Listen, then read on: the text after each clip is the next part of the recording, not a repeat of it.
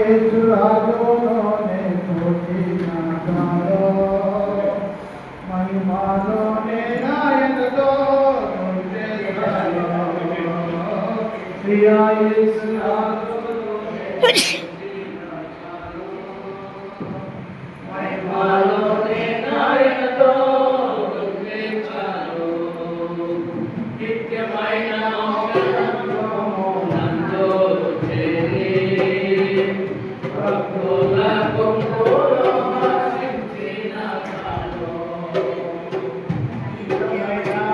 మోక్షగృహమునందు చేరి భక్తుల గుంపులో ఆశించిన చాలు యేసురాజును చూచిన చాలు మహిమలోనే యేసుని రక్తమందు కడగబడి